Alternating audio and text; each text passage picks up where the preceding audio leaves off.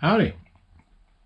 What you're looking at is a high standard Model HD military with a bull barrel. And what this is a rather heavy 22 long rifle pistol.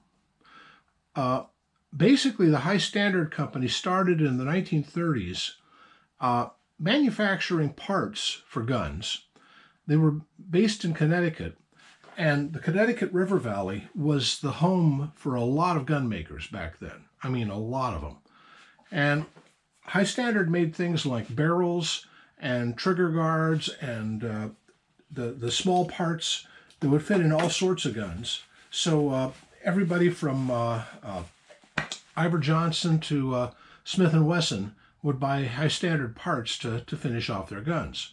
Well, in 1932, they bought up a small sort of dying arms company called the Hanford Arms and Equipment Company.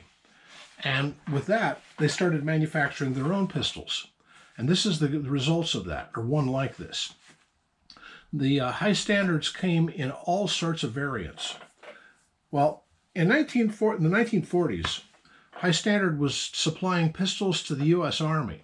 Basically, the Army had two kinds of guys working for them. One was your typical sodbuster out of Kansas or Tennessee mountain boy who knew what to do with a pistol or a rifle.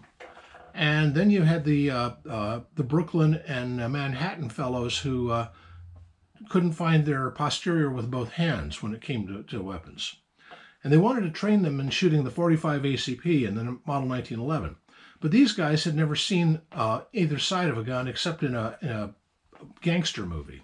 So they were really unfamiliar with them. So the High Standard Company provided the Army with thousands of these to use in boot camp to show these guys how to shoot. It's easier to learn how to shoot on a .22 than it is on a high-powered pistol like a 1911, because with this kind of pistol, it's a much lighter pistol. It doesn't have as much recoil. The explosion is not as great. So everybody who was over in the Pacific Islands shooting at Japanese, they all started out shooting on these High Standards. And that's what this particular model, the HD military, was designed for.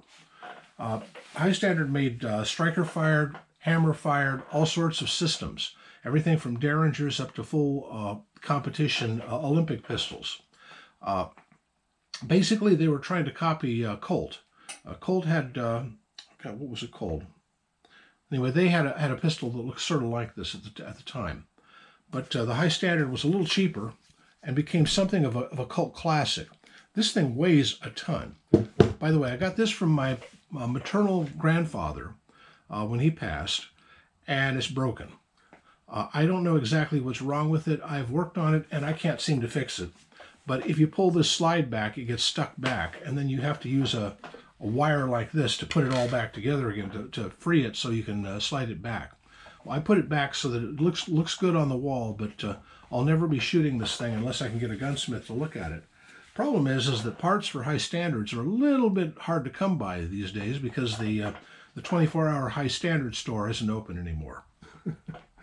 Anyway, an interesting example of American craftsmanship and an interesting aspect of history in terms of the use of this thing. The High Standard HD military.